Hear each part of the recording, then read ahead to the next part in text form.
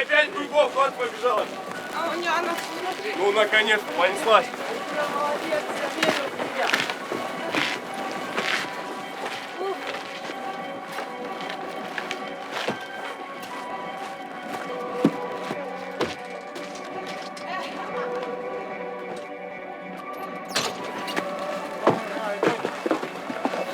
Всем доброе утро.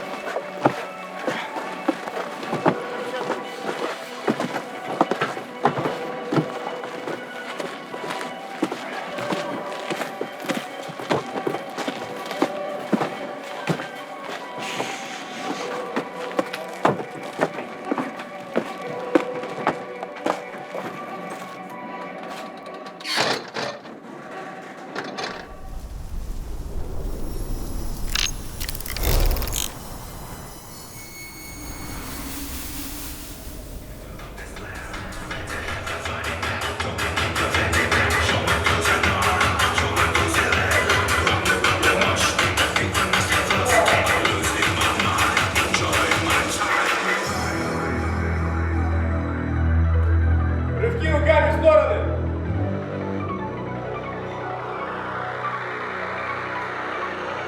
Стоят девчонки, стоят в сторонке, короткие девчонки, слышатся пацаны, спортивные штаны, стоят девчонки, Новый трек. слышатся пацаны, спортивные штаны. Стоят девчонки.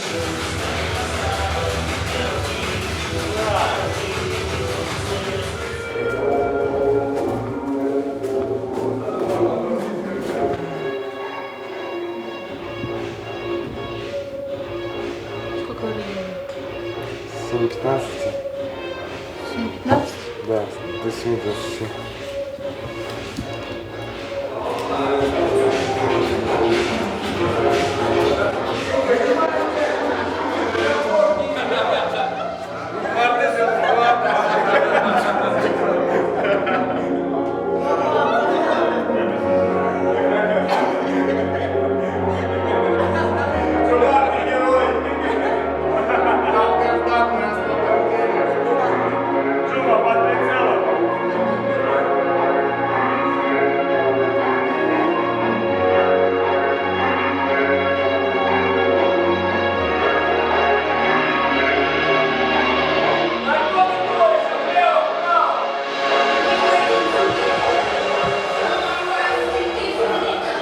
Все готово, завтрак готов. Сегодня творог у нас.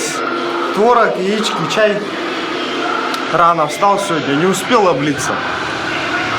Ну, переживал, я давно не дежурил, короче. Поэтому туда-сюда ходить воздержался, короче. Поначалу, да, когда народу много, а сейчас нет, не тяжело. Приятно, наоборот, когда команда хорошая. Там. У нас же по номерам первый, второй номер. Друг другу помогаешь, когда нормально. Третий номер и в помощь, это гости приезжают, когда они тоже дежурят, там, погружение устраивают, там, как дежурить, овощи чистить. Вот сегодня у нас вот, что здесь, капуста, морковь, гуляш будет, рагу, короче, ребята, салаты хорошие, вот все подготовил. Завтра быстро пройдет, потом овощи резать. Всем спасибо за заряд. Один. Потеряли пацана, он больше не наберет, он больше не прилетит, никто его не найдет.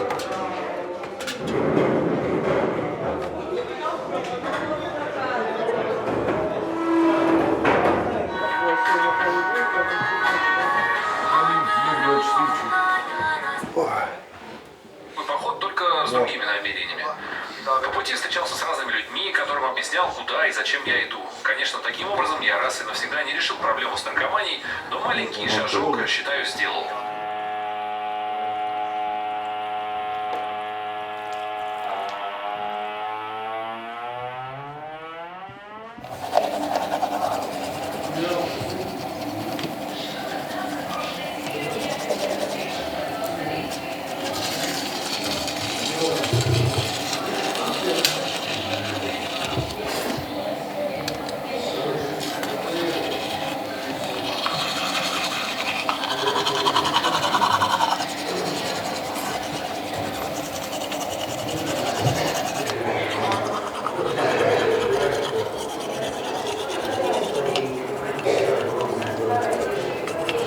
Да, привыкаешь к распорядку, ко всему этому.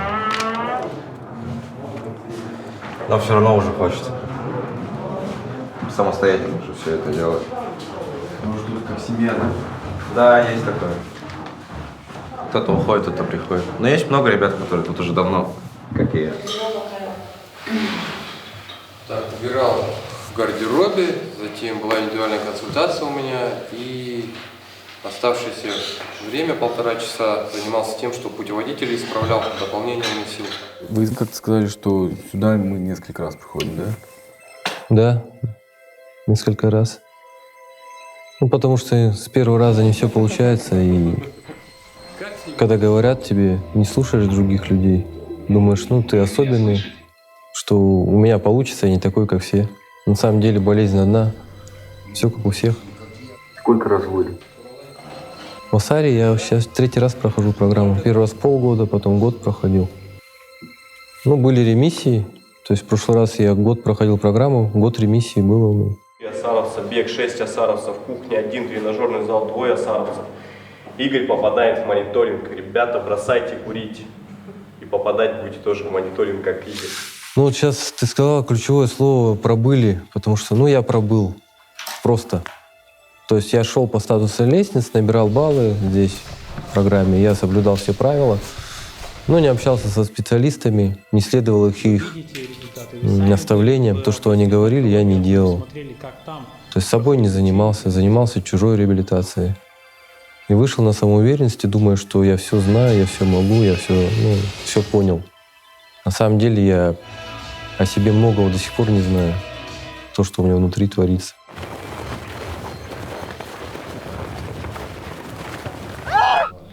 Да, я думал, ну, причин много.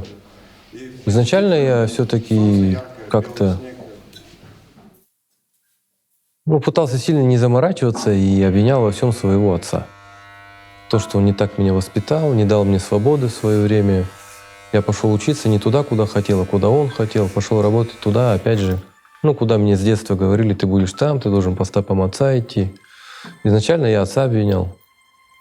Но потом понял, что это не та причина и не основная, и он вообще тут ни при чем.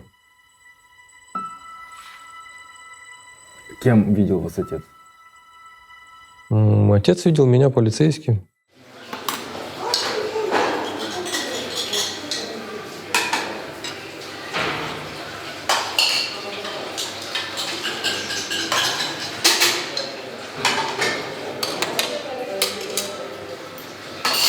Прикол в том, что это конкретно тоже терапия. Мне надо эти столы по 3 раза вытереть, короче.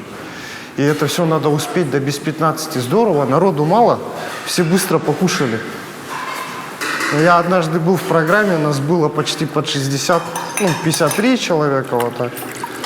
Здесь стояло по 14 столов. И вот за полчаса надо было, короче, убрать со стола, подготовить все поверхности, чтобы чистые были. И еще плюс полы помыть, короче. И все это вот после обеда. А бывает, ребята задерживаются, поздно обедают, и не успеваешь, и это уже как на скорость и качество марафон. Это потом приходит с опытом. А душетерапия в чем? Отключаешься, так, находишься ты на здесь и сейчас, то есть в дежурстве. Мысли только о дежурстве, никаких деструктивных, мыслей. Все нормально. С каким настроением дежуришь, так день и проходит. Утро, главное, чтобы этот заряд бодрости был, выспавшийся хорошо. И все получается. Все, пока. Да, ты согласен, да, на свое участие в этом проекте? Почему для тебя, то есть ты легко соглашаешься?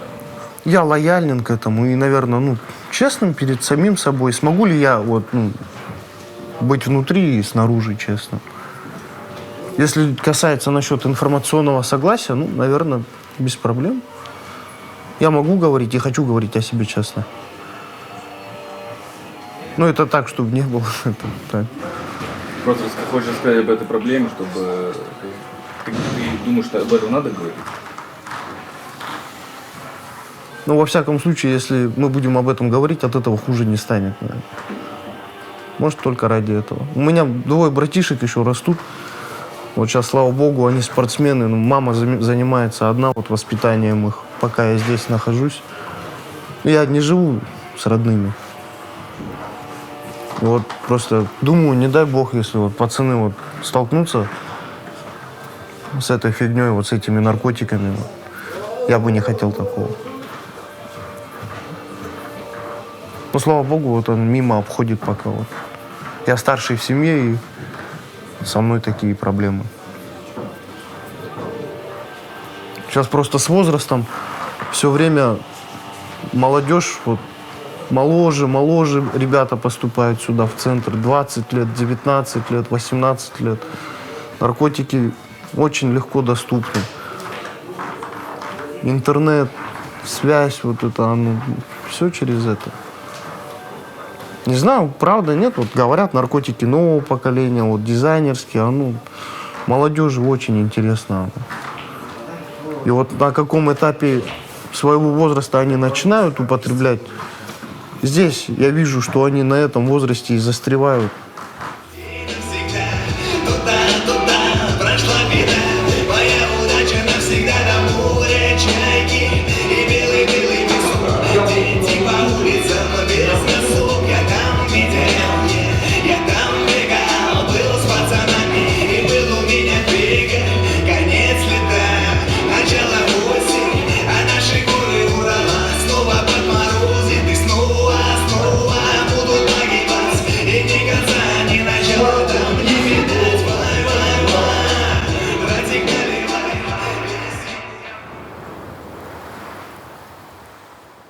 Начал колоться химией, после чего меня полностью...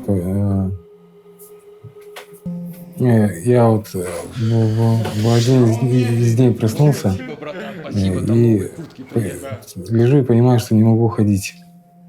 Хочу позвать на помощь, и не могу говорить. То есть я сам кушать не мог, разговаривать не мог, ходить не мог какое-то время. Через всякие упражнения, скороговорки вслух читал, книжки вслух читал. Начал приседания делать, сам уже пробовал. После того, как меня парализовало, я лег в нашу местную больницу. Парализовало от наркоты? Да. Это как? Весь тяжелая химия. Вот в этом процессе, пока ты ее употребляешь, никаких там эффектов, сбоев не дает. А вот когда ты резко бросаешь, и вот буквально лег нормальный, а вот утром проснулся уже парализован.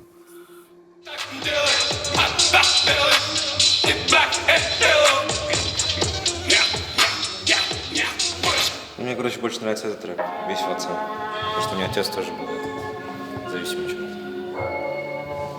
У него тоже была зависимость алкогольная. Вот. И часто говорят,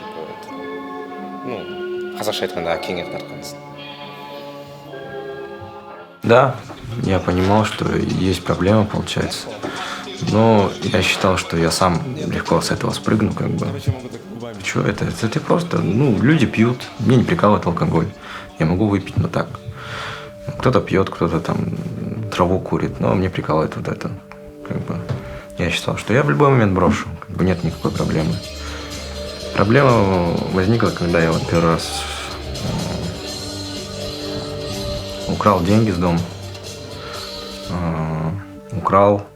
Сдал все. И я кайфовал неделю, вернулся, меня выгнали из дома, сказали, что можешь не возвращаться, Все, я неделю скитался, получается. То там ночевал, там по хостелам всяким. Обманывал, говорил, что меня обокрали, можете, пожалуйста, дать переночевать.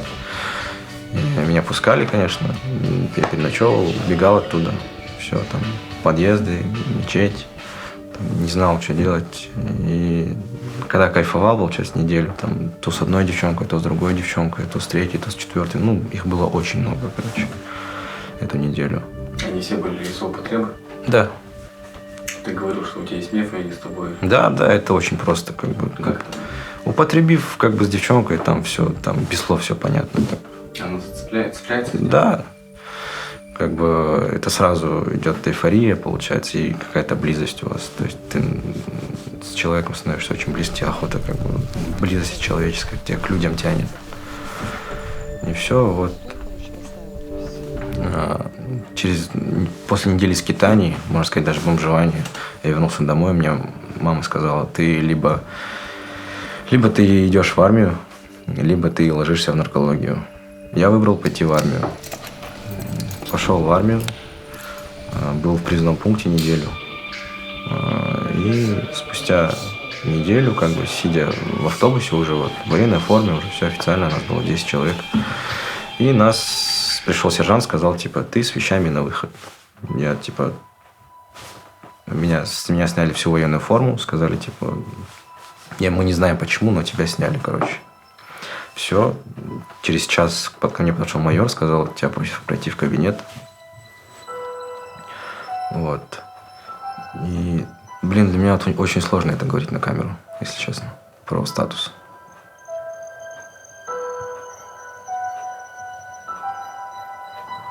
Про статус... Есть определенный статус, да? Который ты заработал во время всего марафона, во время игры. Да. Можешь не говорить, тоже понятно.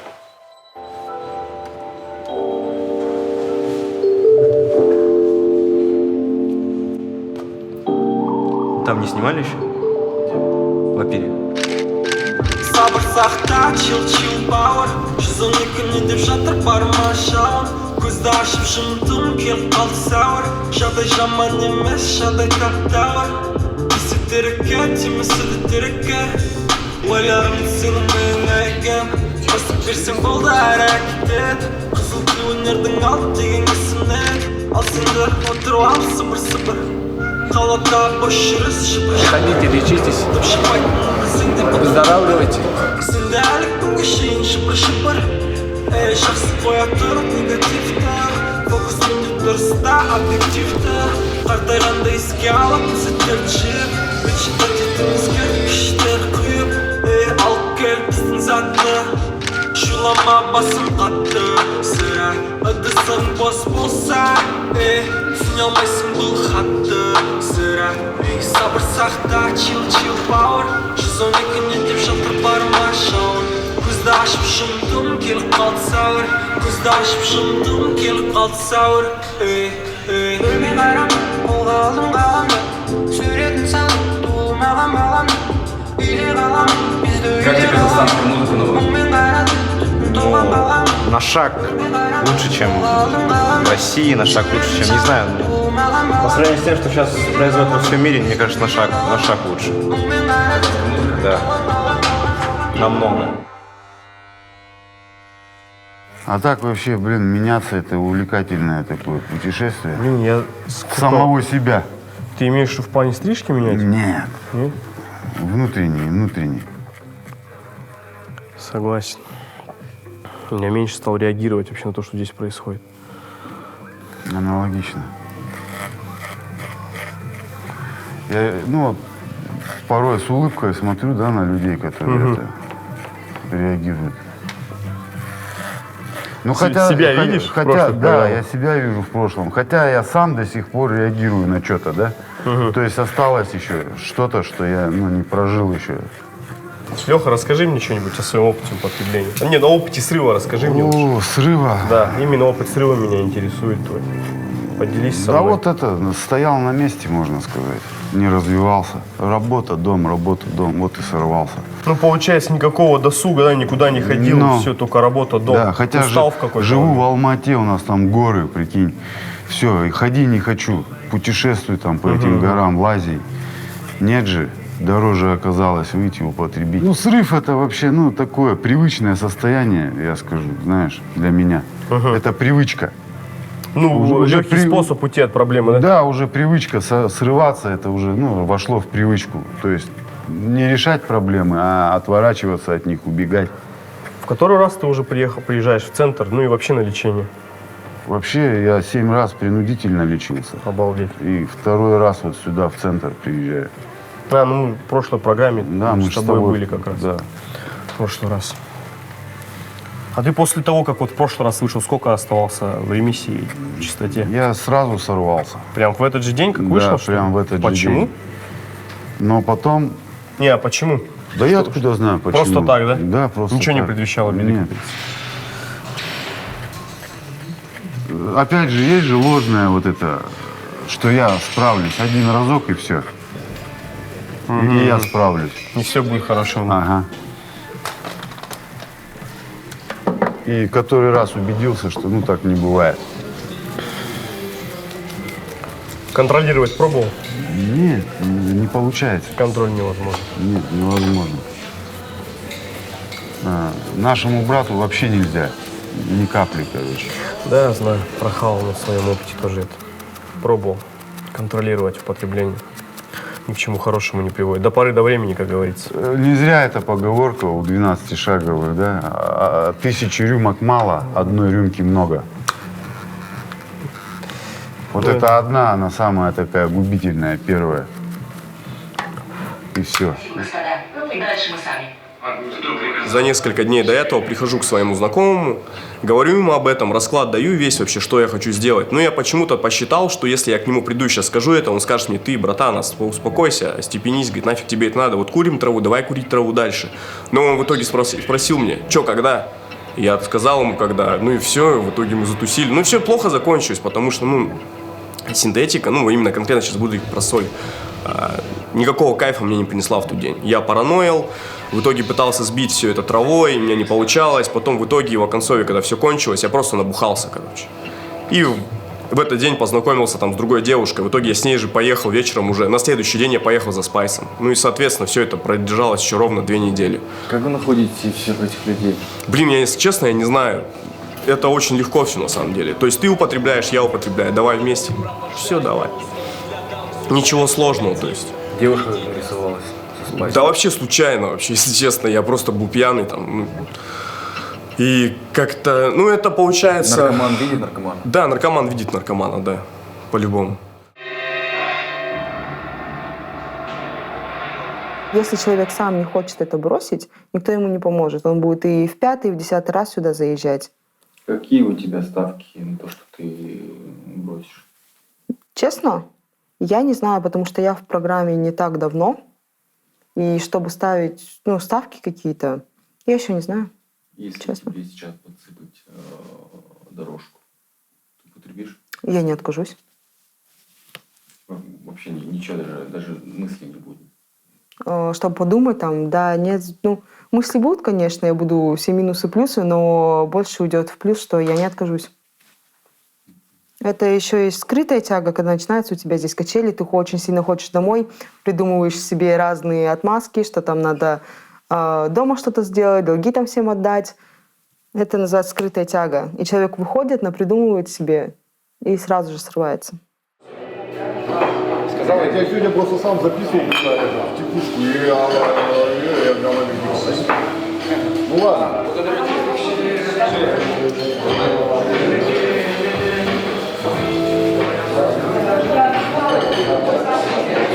Спасибо большое. Пожалуйста.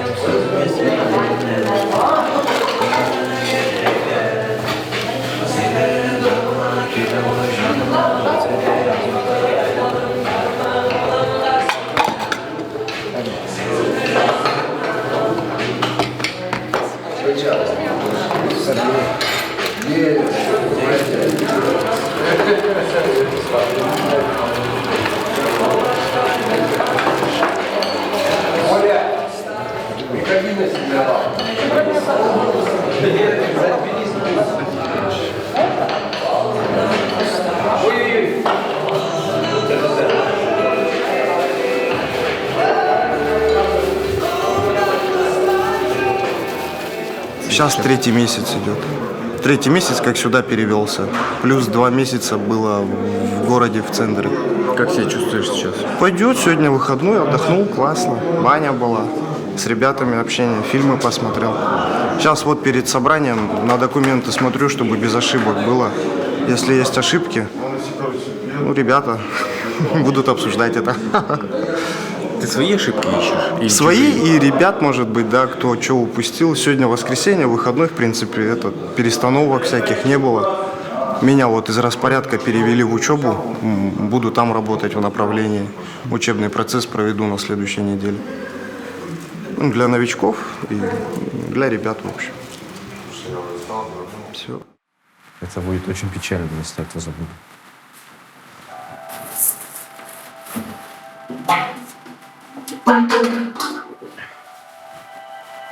Ты наказан, да? Да, Добби наказан.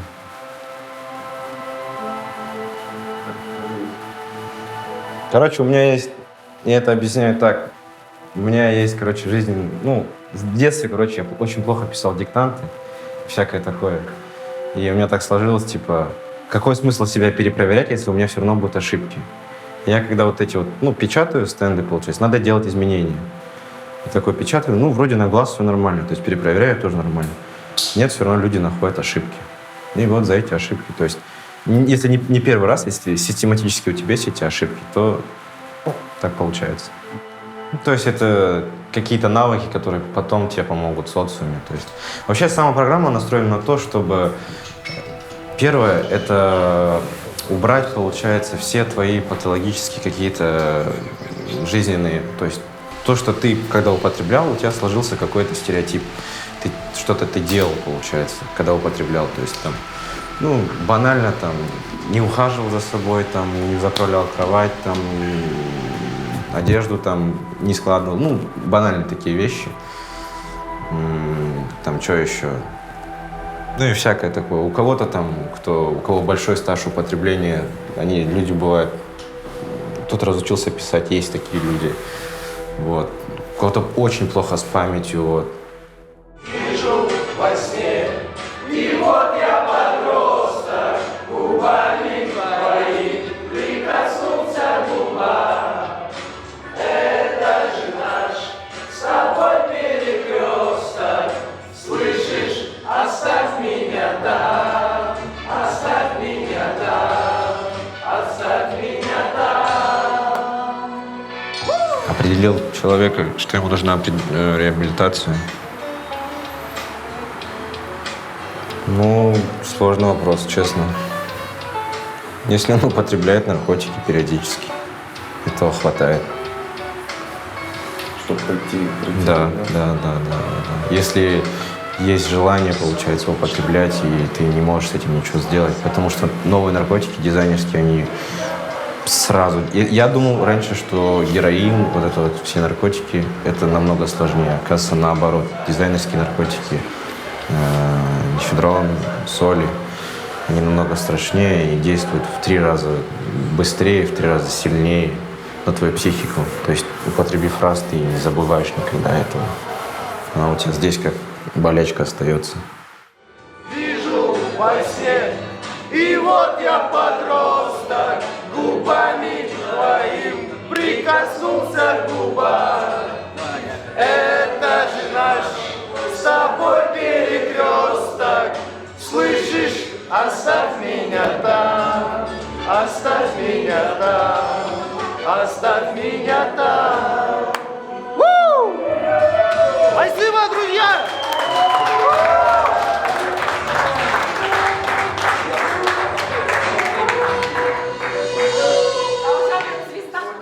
Не любит пиршество и лишний глаз, что разум не зависит от диплома, не искренне все то, что на показ. Я понял, что в прощении отвага, а месть лишь трусость, жалость и печаль, что можно родину любить без флага, как отчий дом, родимый свой причал. Я понял, веру в храме не находят, на входе там ее не раздают. Поставив свечку, к вере не приходят, однако благочестие ее бьют. Досадно мне, когда с любовью шутят, играют сердцем, словно дети в мяч.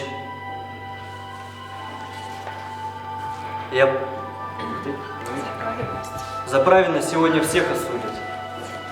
Мол, набожность свою поглубже спрячь.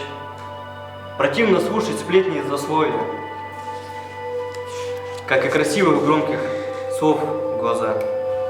Я вытерплю лукавство пустослова, обман предателя нет никогда. Какой бы сложной ни была дорога, друзей удачи лучше не искать. Нет одного, но преданного друга, чтоб несчастье всех не растерять. Что-то принимаю. Какой вид спорта? Вольная борьба. Вольная борьба. Как, то есть ты прям шел профессионально?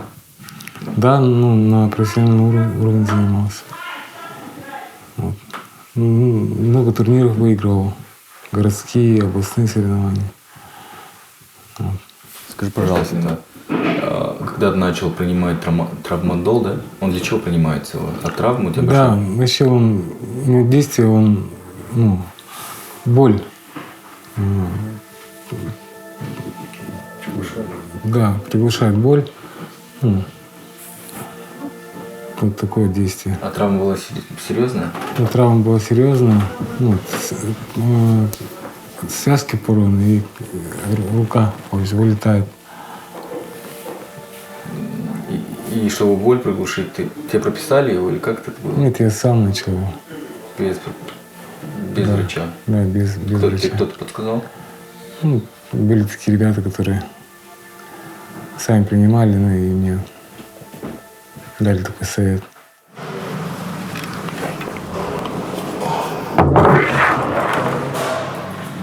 Надеюсь, ты думаешь, это последняя твоя поездка? Последняя, крайняя по-любому. Крайняя. Все равно нахождение здесь это как, опыт моей жизни, это страница из моей жизни, которой, наверное, возвращаться не стоит. Вспоминать, да, вспоминать с чувством. Бывает такое, что употребляешь, вследствие этого употребления здоровье, оно очень становится слабым. Поправить здоровье, может, кому-то для этого первое. Для кого-то психологическая помощь, когда оказался уже вот над пропастью этой, и некому обратиться, там родные не понимают, еще что-то. Здесь все равно, здесь как дом, здесь каждый старается тебя услышать, помочь. Любой из признаков или тяжело сформулировать мне. Короче, как только, так сразу надо обратиться вообще за помощью. Как думать, что припекло, и не ждать этих крайностей, короче. Вот так. Я дежурю, ладно?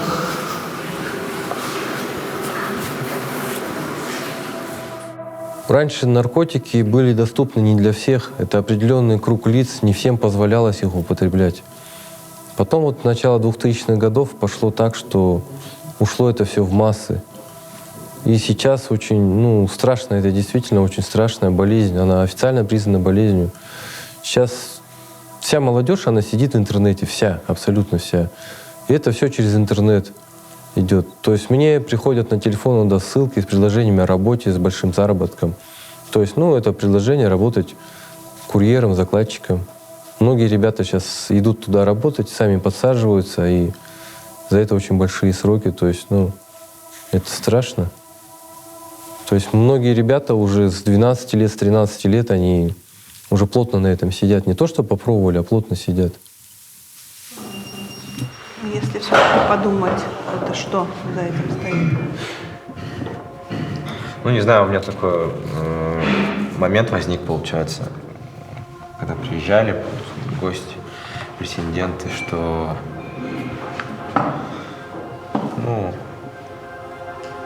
скажу честно, что вот уже прошло сколько, 7-8 месяцев, много ребят поменялось, много ребят ушло, и вот это чувство на меня нахлынуло, получается, и я вот с этим чувством чуть пожил. Это про расстановку приоритета, про то, что ты отвлекся на что-то другое. Да, то есть, отвлекся на себя, и это был выходной день у меня, и я поставил приоритет, получается, отдохнуть, почитать, посмотреть свой сериал. То есть я сделал такой приоритет для себя. Я когда прихожу в компанию, где-то сижу, отдыхаю, и бывает у меня такое, когда заходит разговор о наркотиках, о наркоманах, я говорю, ребята, опишите мне наркомана. И начинают описывать.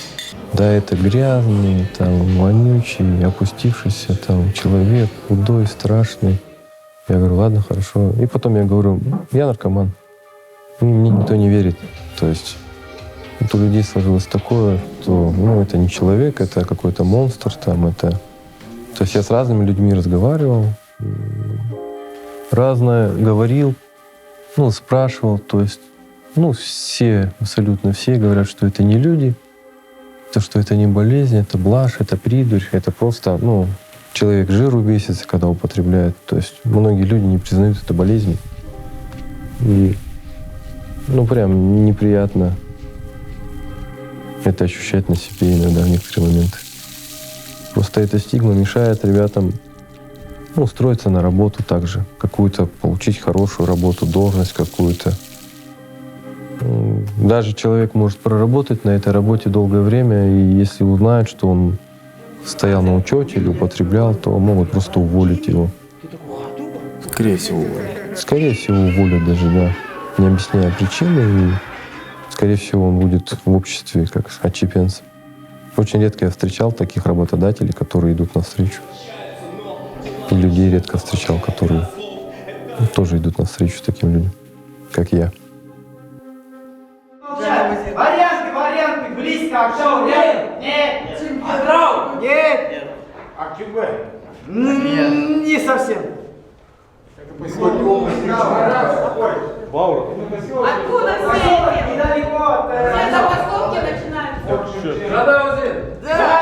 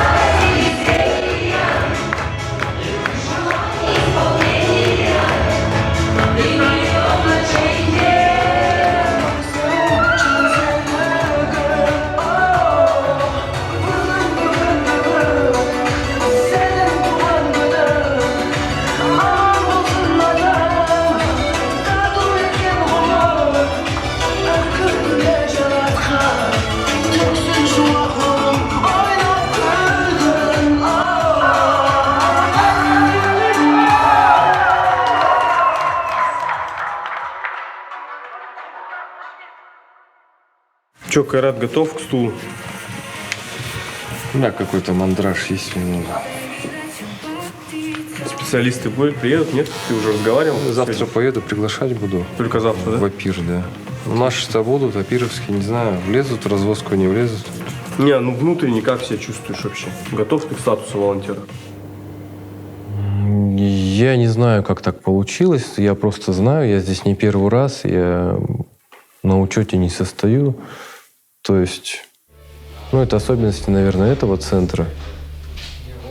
Республиканский. Я не знаю, почему так.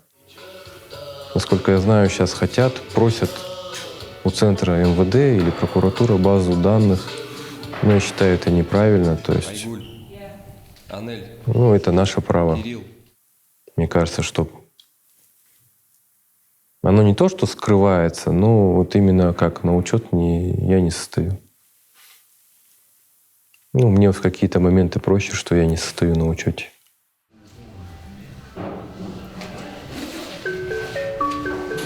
Потом с годами потихоньку я начал все чаще и чаще употреблять, соответственно, и пришел, как он говорится, кумар, да, я начал уже чувствовать в своем теле, что я не могу двигаться, что мне неинтересна девушка стала, неинтересен секс, неинтересны родные, то есть я начал самобичевать, получается.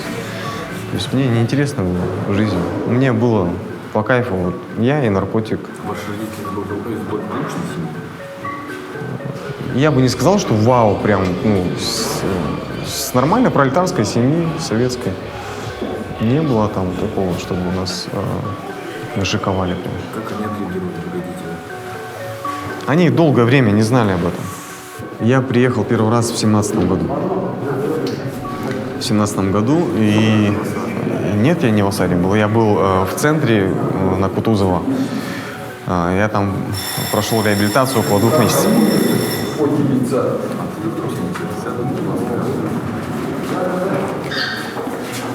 И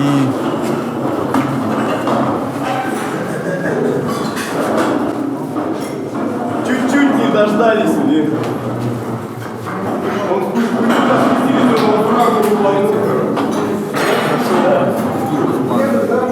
ладно, на будущее. Я сейчас нахожусь 3-й раз в реабилитации. То есть какие-то вещи, когда говорят специалисты, направляют тебя, ну, ты что-то пропускаешь мимо ушей. То есть ты не занимаешься собой, занимаешься функционалом, да, например, который есть правила здесь в отделении, занимаешься ими, ну, то есть на себя внимания не обращаешь. То есть внутреннего никакого состояния, ты не прорабатываешь те мишени, над которым нужно работать на самом деле. То есть, ну, в этот раз я приехал сюда с такими намерениями, чтобы, ну, отследить в себе, какие вообще у меня есть такие мишени, что я срываюсь. Например, я в реабилитации отлежу, да, то есть ну, где-то год, примерно 1,5 я в ремиссии нахожусь. Я не употребляю, я живу как нормальный человек, зарабатываю деньги, да, работаю на хорошей работе, но потом получается так, что я забываю, что я зависимый человек. То есть появляется какая-то стабильность, появляются деньги, и ну, каждый зависимый человек, он может себе красиво рассказать в голове, что можно употребить, и никто не заметит, ну, завтра я не буду. То есть голова, она, ну, красиво рассказывает. Соответственно, на эту уловку, ну, я вот попадался не раз. Ну, я заполнял журнал, я вел журнал, контролировал дисциплину и посещение, то есть, ну, мне никто не предупреждал. Я написал ему отказ по факту, потому что, ну, если бы предупредили, я, конечно, бы написал бы индивидуальную консультацию. Также есть поощрение ребятам по плюс 50, Арману и Борису за проведение учебного процесса. Обратная связь была, ребят, ошибок у меня не было. Хорошо. Отразите. Арману. Борису. За проведение учебного процесса по плюс 50 осаровских единиц. Давайте поддержим ребят. Я по алкоголю. По алкоголю? Ну, я первый раз попал сюда в 2019 году. Тогда я был по синтетической скорость. Мер. Ну, я вот полгода здесь я побыл, да, потом выписался, отсюда ушел. Долгое время ремиссия была, потом... Ну, до алкоголя я мне сказал бы, я сюда приехал, что это... Сорвались. Прицельное состояние, как бы, из-за этого приехал. А так, только алкоголь так принимал, ну, с наркотиками и все. Синтетика появилась, молодежная же она вообще.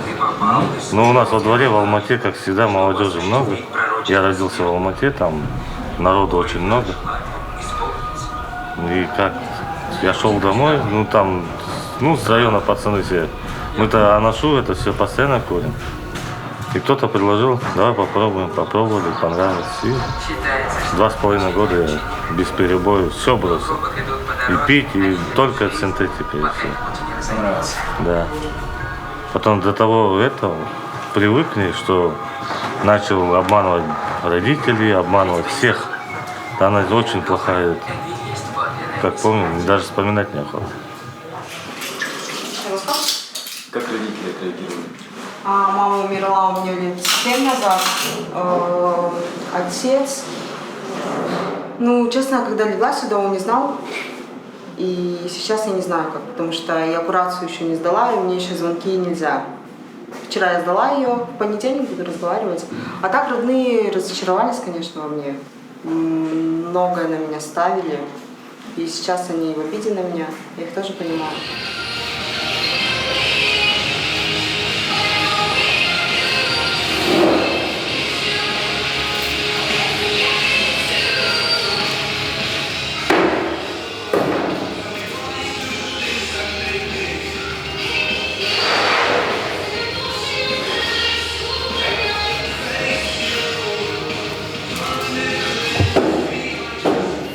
Нет, почему? Просто на кухне, знаете, ты с распорядка выходишь, ну,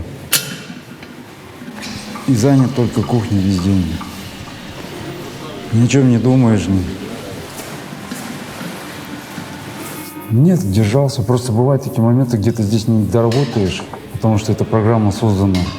Знаете, 3 этапа. Это первый — это коррекция, где тебе снимает синдром твоей зависимости, когда ты болеешь, и тебя ломает, тебе дают препараты, лекарства, от чего тебе становится легче.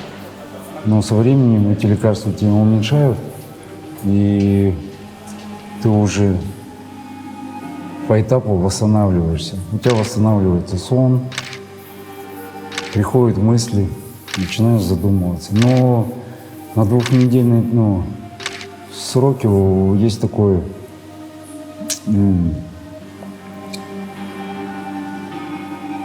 могут опять мысли посещать, потому что тяга просыпается.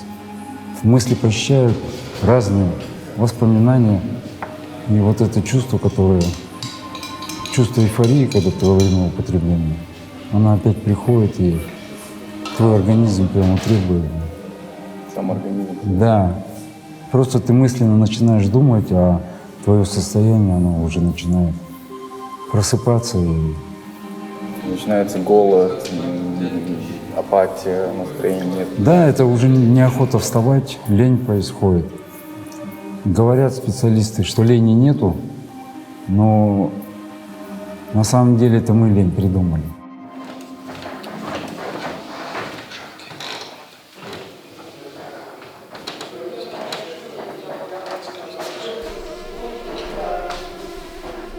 Для меня тяжело это все вспоминать обратно. То есть психологи советуют не копаться в этом, потому что это очень тяжело. Я как бы оставил это все там. Я сейчас полностью обнулился, я пришел в ислам. Вот, я начал читать намаз. Так как мне один человек здесь сказал, что я всегда хотел это делать, но мне один человек сказал, если ты сейчас не начнешь это делать, ты и по выходу не будешь это делать. Ну, это так. Сколько прошло времени ты в религии? Недолго, честно. Дня 3, наверное. Но это, как сказать, в этой программе, получается, в религии недолго, но всегда хотелось, получается. Всегда я искал помощи, в мечеть ходил. И после того, как иду в мечеть, что интересно, всегда дается какой-то там, приходит, получается, там какой-то совпотреб звонит, типа, йоу, чувак, давай употребим. И ты такой... А как он звонит? Вы же здесь находитесь? Нет, я не про здесь, я про вообще говорю. Про когда там был.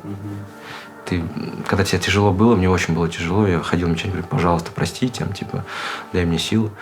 Окей, проходит 3 дня, мне звонок, типа, йоу, пошли.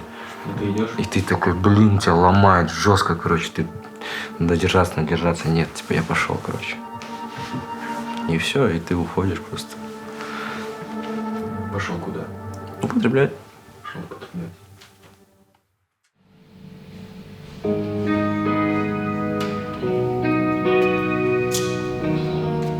Ты его знаешь?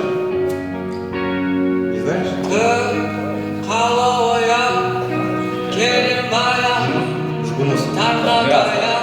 Я с его старшими братьями работаю.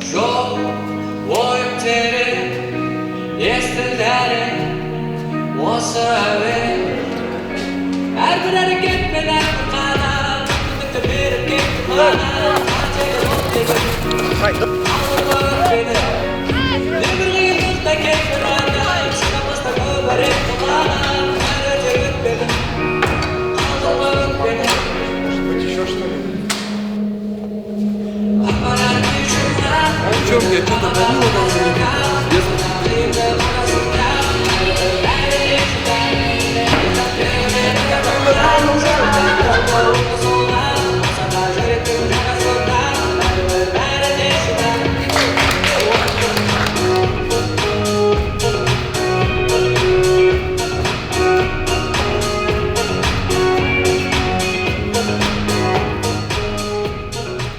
Еще раз говорю, жизнь у нас одна, и вот, оказывается, ее надо ценить,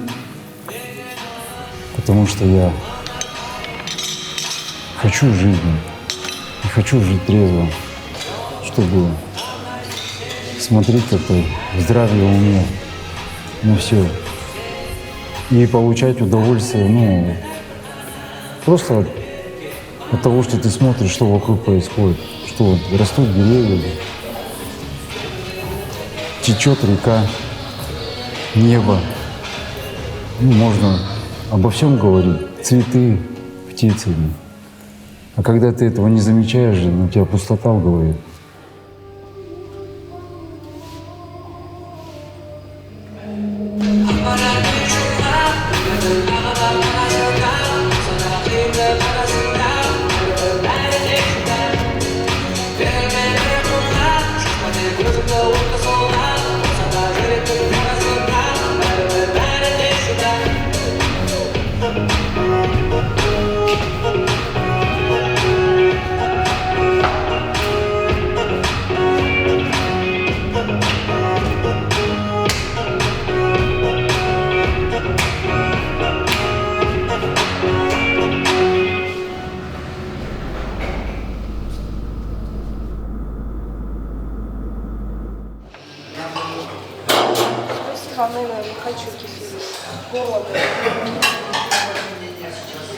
Спасибо.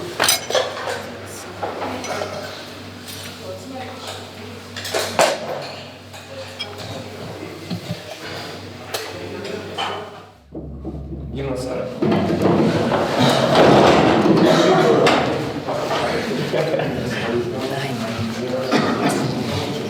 Нормально, пойдем.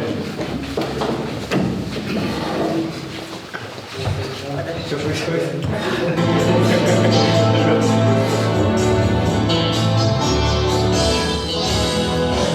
Ногу со временем, шаг за шагом, наше стремление идти лишь вперед. Мы выбираем то, что нам надо, в наших сердцах идея живет. Не побоимся мы трудностей жизни, прошлое будет забыто навек. Не побоимся людской укоризны, главное помни, что ты человек. Не испугавшись, шагнули мы смело, в жизни реальность жестоко порой. Вершим мы единое правое дело, мы выбрали путь, нам не нужен другой.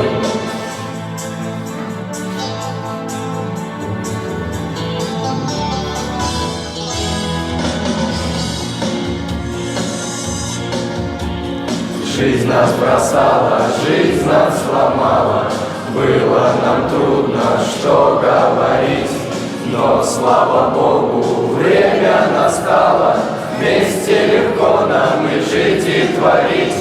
В поле один, ты же знаешь, не воин, вместе мы сила, и нас не сломать.